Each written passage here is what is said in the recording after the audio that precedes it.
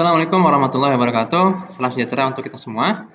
Semoga teman-teman selalu dalam kondisi sehat dan tetap semangat untuk mengikuti kuliah DDAK. Oke, sekarang kita sudah masuk ke pembahasan yang baru yaitu aljabar boolean. Nah, mungkin teman-teman sebelumnya di SMA pernah belajar tentang logika matematika. Nah, ini kurang lebih pembahasannya mungkin akan ada irisan seperti pembahasan di logika matematika gitu ya. Nah, sebelum kita mulai mungkin kita akan bahas dulu kenapa sih kita perlu belajar tentang aljabar boolean di DDAK ini. Nah, ini hubungannya nanti arahnya adalah kita ingin membuat sebuah rangkaian digital. Nah, lebih basic lagi ya, rangkaian digital itu kenapa kita gunakan karena mungkin yang pernah belajar elektronika gitu ya, ada rangkaian analog ya selain digital. Jadi kalau analog itu komponennya seperti kapasitor, induktor dan resistor gitu ya. Itu outputnya atau keluarannya sinyalnya itu sinyal analog yang seperti sinusoidal atau yang mungkin lebih kompleks. Sedangkan kalau digital outputnya adalah sebuah variabel biner atau cuma dua value gitu ya, cuma 0 dan 1. Nah, akibatnya apa? Kalau misalnya ada noise atau error, maka untuk digital itu lebih mudah di recover, diperbaiki karena kita tinggal lihat apakah ini nilai 1 atau 0 gitu ya. Tapi kalau untuk yang analog itu lebih susah karena sinyalnya memang lebih kompleks. Nah, lalu nanti untuk jadi untuk value-nya kan ada dua, 0 dan 1. Lalu untuk hubungan antar value tadi itu kita gunakan operator, namanya operator logika ya. Dan base operator logika yang dasar itu ada 3 ya, AND, OR, dan NOT. Yang nantinya itu akan diimplementasikan pada gerbang logika atau logic gates. Oke, nah sekarang kenapa sih kita belajar aljabar boolean? Karena ini merupakan dasar matematika ya. Untuk nantinya kita jadi dari aljabar boolean ini kita bisa buat fungsi boolean. Nah, fungsi boolean ini yang nanti akan digunakan untuk merancang atau mengimplementasikan rangkaian digital atau kita analisis gitu ya. Nah, mungkin kita sedikit lihat dulu spesifikasi satu persatu. Jadi untuk value-nya ada boolean ya, true dan false atau 1 dan 0.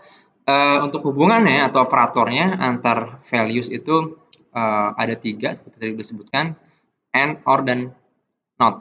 Nah, ini ada istilah lain yang digunakan ya, cuma biasa digunakan di mata kuliah lain seperti MATDIS, matematika discrete ya, conjunction, disjunction, and negation.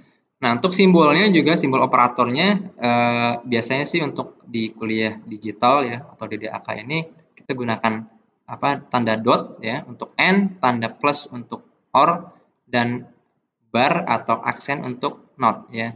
Ini mungkin mohon diperhatikan di sini bukan perkalian nih, bukan A kali B atau A tambah B ya. Jadi kalau konteksnya aljabar boolean ini bukan perkalian atau penjumlahan tapi AND atau OR. Nah, sekarang kita juga bisa buat representasi dalam truth table. Nah, apa sih truth table itu? Jadi ini tabel yang memetakan hubungan antar variabel jika dihubungkan dengan operator tertentu ya. Misalnya di sini kita punya dua variabel A dan B. Lalu kita pengen tahu bagaimana output A dan B jika keduanya dihubungkan dengan operator N ya. Nah, karena kita menggunakan bilangan biner yang hanya 2, 0 dan 1, jadi kalau kita punya dua variabel maka kita bisa buat 4 kombinasi ya. A dan B-nya bisa 0, 0, 0, 1, 1, 0, dan 1, 1 ya. Nah, untuk output A dan B jika AB jika diberikan hubungan N itu 0N0 adalah 0, 0N1 adalah 0, 1N0 adalah 0, 1N1 adalah 1. Nah, mungkin ini sekilas seperti kayak perkalian biasa tapi ini beda ya. Nah, mungkin yang ingin disampaikan di sini ya, observasi yang menarik adalah untuk N, jika apapun itu di N dengan 0 maka hasilnya akan 0. Selanjutnya adalah truth table untuk OR ya. Jadi kita juga sama bisa buat tabel A dan B kombinasi 0 1-nya untuk masing-masing. Nah, untuk OR ini 0 OR 0 adalah 0, 0 OR 1 adalah 1, 1 OR 0 1, 1 OR 1 adalah 1 ya. Ini lagi-lagi ini jangan sampai salah kalau di jumlah nih harusnya kan 2 gitu ya. Tapi ini karena OR hasilnya 1. Nah, sekarang ini kebalikan dari N tadi ya. Di sini yang kita bisa observe adalah jika apapun itu di OR dengan 1 ya, maka hasilnya adalah 1. Nah, terakhir adalah not. Not ini cuma butuh satu variabel, jadi kita tinggal komplement saja ya. Kalau misalnya 0, not jadinya 1, 1 di not jadinya 0. Nah, bentuk yang lain atau representasi yang lain adalah yang nanti kita akan sering gunakan ya setelah kita membahas rangkaian digital adalah gerbang logika atau logic gates. Nah, untuk N itu simbolnya adalah seperti ini. Jadi kayak semacam apa ya? Kapsul gitu ya.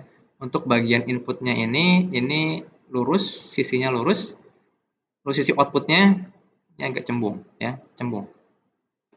Nah, untuk OR ini di bagian input ini juga agak cembung. Cembung kemana ya? Cembung ke dalam.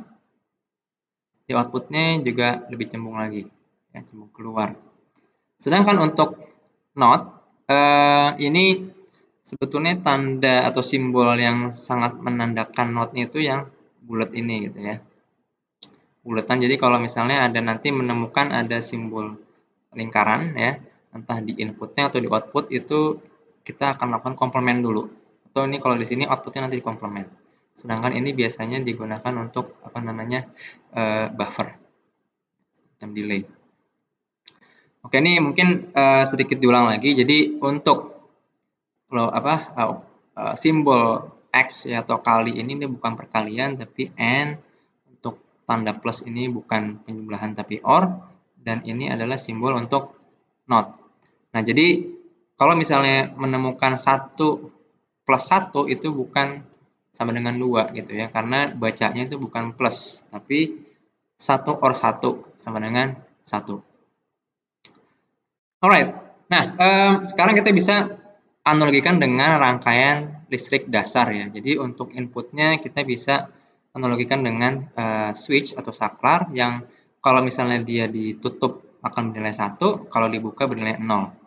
Sedangkan kalau output misalnya kita bisa kasih lampu ya. Kalau menyala lampunya maka logik 1, kalau mati logiknya 0. Sedangkan kalau untuk not ini mungkin agak spesial ya, karena switch-nya itu jika ditutup justru dia jadinya 0, kalau dibuka malah jadi 1.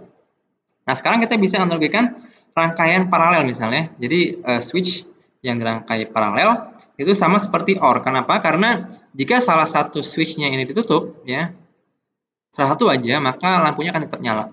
Ya, sama seperti OR yang jika salah satunya 1, maka outputnya 1. Sedangkan untuk rangkaian seri ini bisa analogis dengan apa namanya gerbang N. Ya, kalau salah satu switch-nya terbuka, maka hasilnya akan 0. Ya, misalnya terbuka ya di sini nih, ini akan apa namanya lampunya mati.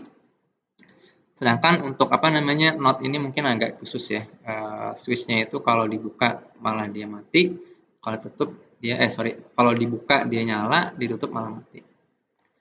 Oke, nah sekarang kalau misalnya kita buat ini nyatakan ini dalam persamaan boolean. Nah, kira-kira fungsinya apa nih fungsi boolean ini? Oke, coba tolong dikerjakan sebentar ya. Oke, nah sekarang jadi intinya ada 3 jenis expression ya, atau mungkin representasi.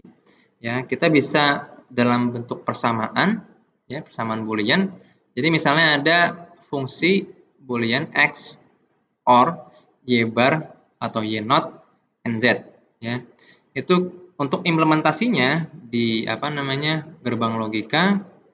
Nah, ini nanti kita akan bahas urutannya ya, urutan apa namanya prioritas kemunculan tandanya itu. Cuma sekarang ya, jadi pertama itu adalah not dulu ya. Jadi y not, y-nya itu sebelum di end dengan z, ini di not dulu di sini. Lalu baru bisa di end ya. Y not and z, baru nanti apa namanya y not and z ini baru di OR dengan x. Ini adalah outputnya. Nah, cara lain lagi adalah kita juga bisa menggunakan truth table. Ya, sama prinsipnya seperti yang tadi, cuma sekarang kita punya 3 variabel.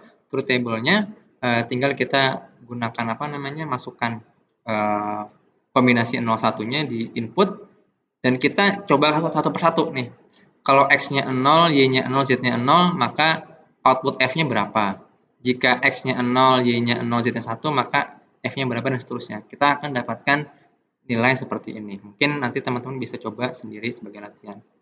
Nah, intinya yang ingin disampaikan adalah ini semuanya sama, representasinya sama, cuma kalau two table itu sifatnya unik ya, tidak bisa diutak-atik lagi ya kalau udah bentuknya seperti ini. Tapi untuk apa namanya, logic diagram atau diagram logika dan juga persamaan logika itu dia tidak fix. Jadi kita bisa buat dalam bentuk yang lainnya ya, yang menghasilkan fungsi yang sama ya. Jadi ini lebih fleksibel yang nanti kita akan gunakan untuk misalnya optimasi rangkaian digital sehingga lebih sedikit penggunaan gerbang logikanya.